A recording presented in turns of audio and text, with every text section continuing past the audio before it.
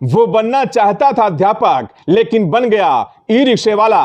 Faizabad university से BA पास, Khalilabad एचआरपीजी college से MA पास, प्रेमलता महाविद्यालय मेहदावल से बीएड पास, फिर टेट पास और सीटेट पास करने के बाद बहुत कोशिश की कि नौकरी मिल जाए, लेकिन जब इतनी क्वालिफिकेशन होने के बाद नौकरी नहीं मिली तो परिवार का भरण पोषण करने के लिए वो आत्मनिर्भर बन गया और बन गया ई रिक्शा चालक। उसने अपने रिक्शे पर अपनी डिग्री लिखा रखी है, एमए बीएड टेट पास रिक्शे वाला। जी हां, संत कबीरनगर जिले के खलीलाबाद तहसील क्षेत्र के भवानीगढ़ शिवा पार्क के रहने वाले विनोद कुमार गुप्ता ने महंगाई और बेरोजगारी पर जोरदार तमाचा मारा है और खुद को आत्मनिर्भर बनाने के लिए, घर की जिम्मेदारियों को उठाने के लिए अध्यापक तो नहीं बन सका, लेकिन वो बन गया एक रिक्शे वाला। और उन्होंने अपने रिक्शे पर अपनी डिग्री को लिख रखा है कि उसकी डिग्री को देखकर लोग उसका सम्मान करें, क्योंकि अक्सर लोग ई रिक्शा वालों को गलत निगाह से भी देखते हैं। आखिर क्या कुछ कहा विनोद कुमार गुप्ता ने,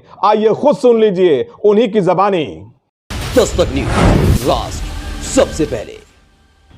स्वागत है आप सभी का, मैं हूं साहिल खान और आप देख रहे हैं दस्तक न्यूज़ लाइव। अक्सर लोग अपने बच्चों से कहते हैं कि खेलोगे कूदोगे तो होगे खराब, पढ़ोगे लिखोगे तो होगे नवाब।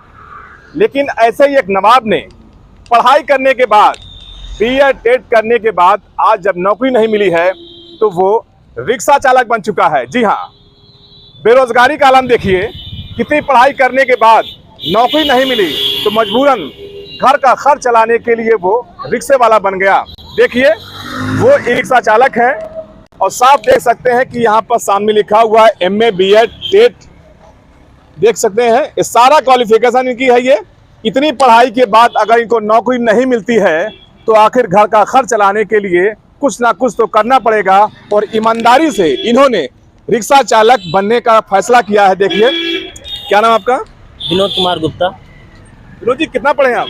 अब सामने तो लगा है सर, देख ही रहे हैं आप कितना पढ़े लिखे हैं। अब क्या किया जाए, बेरोजगारी में कुछ ना कुछ तो करना ही पड़ेगा। ये दिखाओ अपने मुंह से, बताइए कितना पढ़े? एमए किए हैं, बीएड किए हैं, टेट हैं, सीटेट पास हैं और ट्रिपल भी पास किए हैं। अभी हाल ही में 2021 में हम बीएड पास किए हैं प्रेमलता महाविद्यालय मेहदावल नछिया से, और एमए एचआरपीजी कॉलेज से किए हैं यहीं पे खलीलाबाद में ही। और टेट जो है अभी 21-22 का जो हुआ है पिछला बार, उसमें पास किए हैं। और ये सब करने के बाद घर का थोड़ा दबाव भी आने लगा कि कुछ करिए कुछ करिए। उनको तो घर वालों को नहीं पता रहता कि हम क्या कर रहे हैं।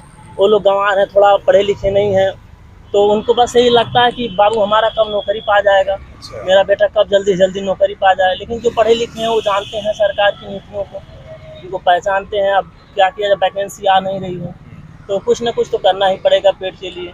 इतनी पढ़ाई में कितनी दिक्कतों का सामना करना पड़ा आपको? दिक्कतों का तो बहुत ज़्यादा सामना करना पड़ा, लेकिन अब जैसे भी है ठीक है, अच्छा कोई दिक्कत नहीं, अब चला ही रहे हैं। अब सरकार से ही मेरा विनती है, माननीय संदीप सिंह शिक्षा मंत्री जो हैं, उनसे यही अनुरोध है कि जल्द से जल्द वैकेंसी निकालें और हम लोगों को रोजगार दें।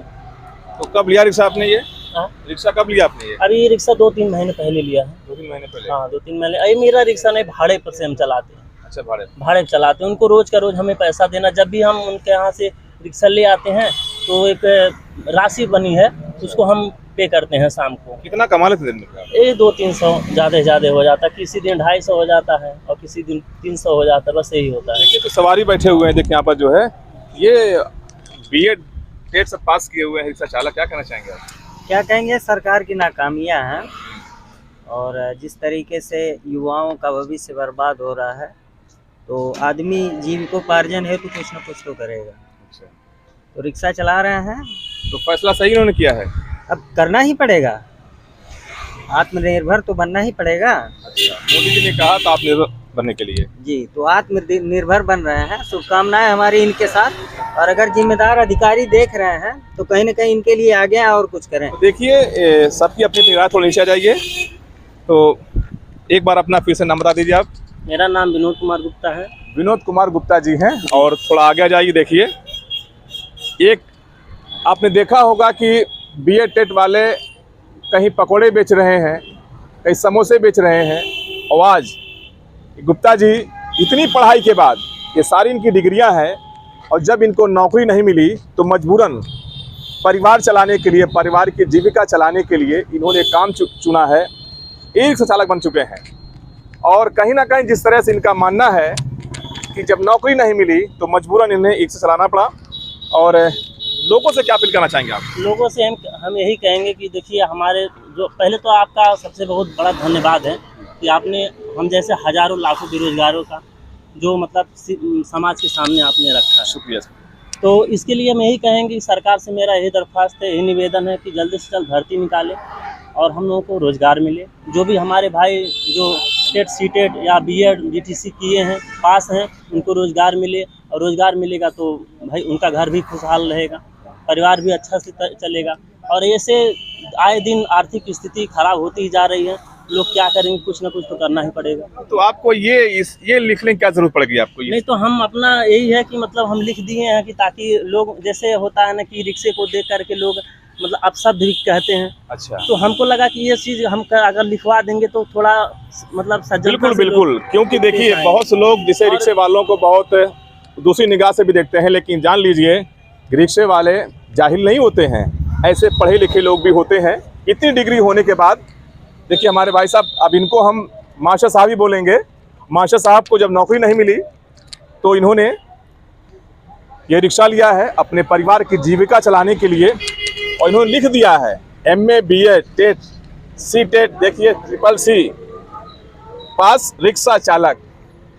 तो कभी भी गुप्ता जी आपसे मिलें तो इनके रिक्शे पर एक बार ज़रूर सैर कीजिए, क्योंकि अपने परिवार की जीविका चलाने के लिए इन्होंने ये काम चुना है।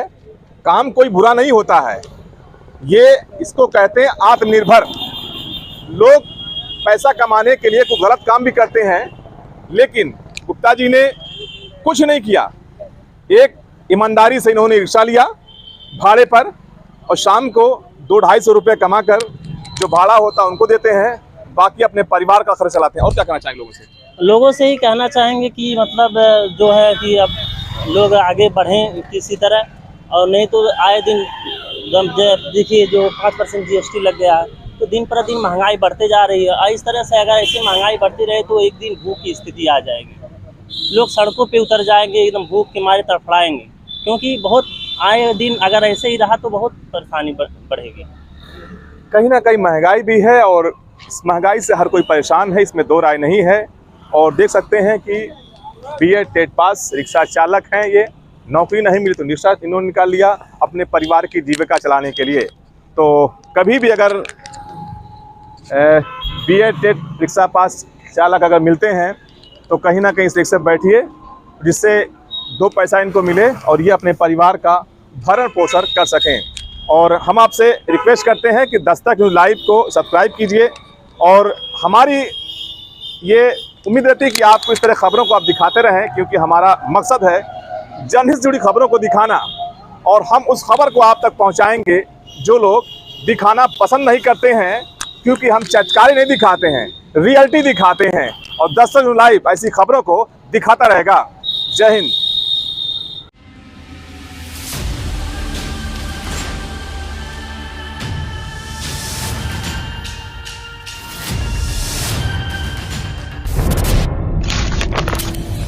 जनहित से जुड़ी हर वो खबर जिससे आपका सरोकार हो, सटीक और निष्पक्ष खबरों का आपको इंतजार हो, क्योंकि न हम सत्ता के करीब रहते हैं और न हम विपक्ष के पहरेदार हैं, न हम झूठ को सुनते हैं और न हम झूठ को फैलाते हैं। डंके की चोट पर हम सिर्फ सच दिखाते हैं, क्योंकि हम हैं दस्तक न्यूज़, राष्ट्र सबसे पहले।